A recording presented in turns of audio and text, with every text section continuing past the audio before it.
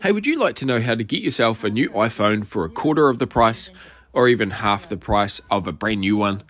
Keep watching this video to find out how I transformed this 15 Pro into something that looked like it was brand new while spending not a lot of money. I've got a new phone. Firstly, you want to find yourself an iPhone that has been smashed or trashed, but make sure that you buy from someone who actually owns the phone and can unlock it from iCloud for you, so that you don't end up with a locked phone at the end of it. That's very important. Now that you've got the phone, you want to go to a place like AliExpress and buy yourself some new parts to fix it. I got this great rear panel that has the charging coil flex and also the flashlight flex in there, so I don't have to transfer it from my old phone. And I also got this screen, which is an in-cell OLED, and it's the cheapest one you can get, so I'm interested to see if it's going to work or not. It was very, very cheap, which makes a cheap phone if it's going to work. If you want something a bit more quality, you can get an original OLED, or you can find yourself an original Apple OLED, but these are quite expensive and hard to find. So today I'm going to see if I can do it with AliExpress parts. First thing I want to do is get these screws out the bottom of the phone so that you can heat up the rear panel, loosen the glue, and work your way around the edges so that you can get the panel off. I used my wife's hairdryer. She loves it when I use it for stuff like this, but hey, it works. Now I gently went round and round the phone to heat up the glue on the outer edges, being careful not to heat it up too much, so you don't want to end up cooking any of the components inside. But if you heat it up over a longer period of time from a further away distance, that means that you loosen the glue without damaging anything from the heat. Now I've got this tool here from another screen replacement a while ago. I'm just slowly working around the edges and lifting it up. There is a bead of glue around the outer edges, and you can loosen this off. You don't want to push in too far with your tools because you can damage flex cables and things, but if you watch later in the video you can see where the cables are so that you can avoid them. Now because it's broken, it's actually quite hard, and I'm going to have to chip away and take it off piece by piece, but I just work my way around and apply some more heat if you've let it cool down too much to get that glue softened. And after a while, you would have gone all the way around, loosening the glue, get to a point where you can lift it up like that. Now you can see the side that there's a flex cable on. It's held in by a screw and a tab, so you can undo that and flick off the back panel. Now in some cases you'll want to transfer that flex onto your new back if you want to. That means that everything's compatible, and Apple phones quite often have serialized parts so that it will know when something's been replaced. So sometimes you have no choice but to transfer coils and things like that over, but I'm going to try it with the one that came with the back panel and see how it goes. When you eventually get the panel off, you'll see that there's lots of little bits and pieces around the edge. You need to clean these off really well. I just applied a little bit of IPA alcohol to help clear off some of the glue, and I'm working my way around the phone until it's all nice and tidy, ready for a new housing to go in. I have seen some people using lasers and things to get the glue off. That's generally the older style where there's glue all over the back of the phone. It's a lot easier on the 15 Pro, I must admit. And once I've made sure it's all nice and tidy around the outer edge, I can work on putting the back on. What I'm going to do, see, it's nice and tidy now. Ready for a new back housing. Now if you can see here on the old back housing, there's a couple of little plates that aren't on the new backing plate, so that's kind of annoying, but what I'm going to do is take them off and try and transfer those parts over just so it's held down properly. That panel there, it goes over top of the flashlight.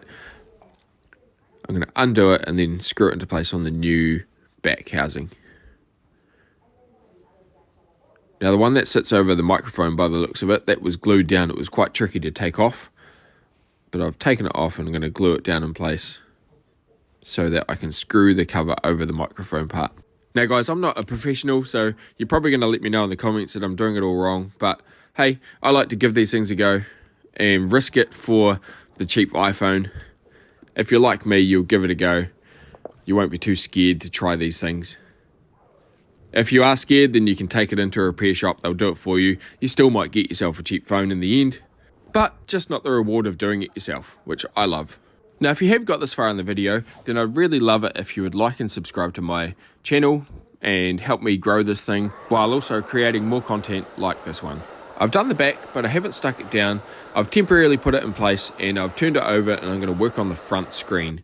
So again, I heat it up to loosen the glue around the outside edge, and now I'm going to carefully I pry in between the screen and the housing. This can be very, very tricky, so you just need to be patient and work away at it. You're likely going to damage the old screen as you take it off, prying and pushing and pulling and gritting your teeth, but the screen's damaged anyway, so don't be too afraid to do that. What you do need to be careful of is the little ribbon cables in behind it. There are some up the top near the Face ID. There's not a ribbon cable, but you don't want to damage any of that equipment. And there's two ribbon cables underneath, one for the screen itself, you can see in the middle there, and another one just above it, which is for the earpiece. So you really don't want to damage that. You do need to transfer that over to the new phone. And it also includes a Face ID sensor, so things will go pear-shaped if you don't have that in there. Now that I've got the screen lifted up, there's a cover panel on the motherboard, which is holding the connectors for the screen and the earpiece. So undo these screws. There's a Pentilobe screws, and my cheap screen actually came with a full set of tools, so that is really good and handy. I use those tools to undo these screws, all 6 of them. I made note of where they go so I can put them back in the same sequence.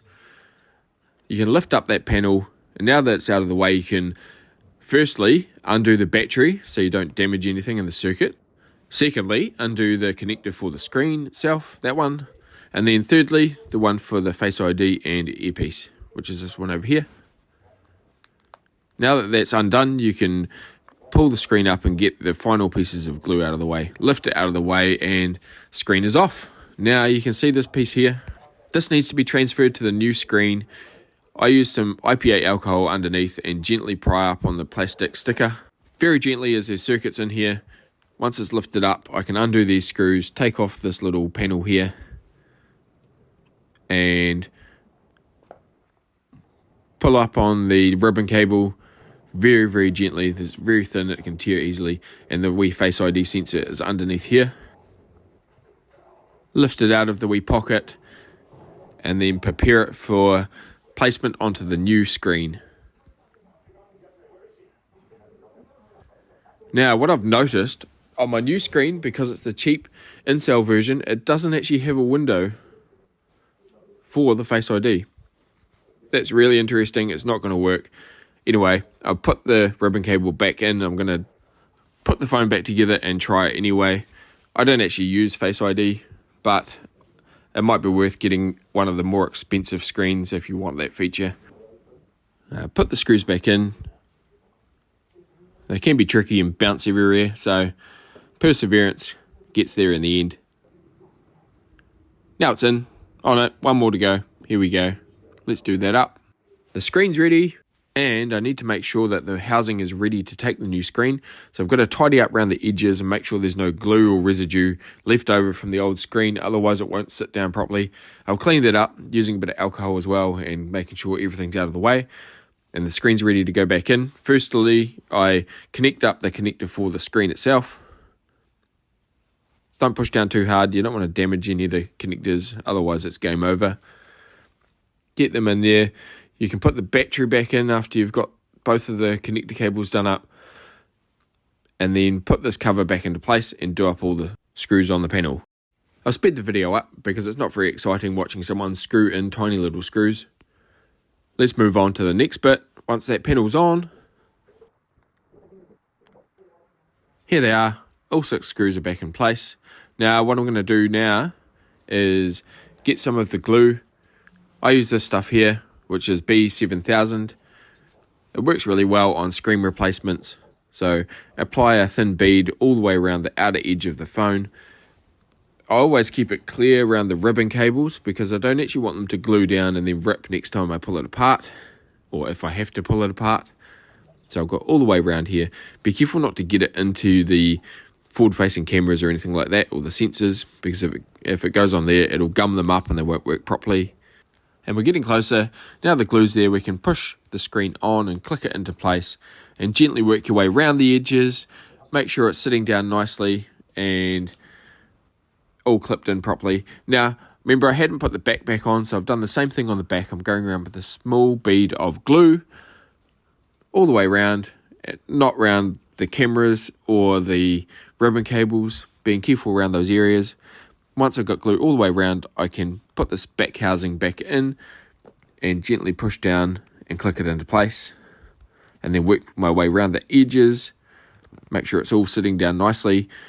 I can put my screws back in the phone to hold it together, and I've also used a bit of IPA alcohol just to wipe all the excess glue off the edges, because some of it oozes out, and if it dries then it's going to be a bit of a pain. So while it's still fresh, I use some alcohol wipe around here, just like this.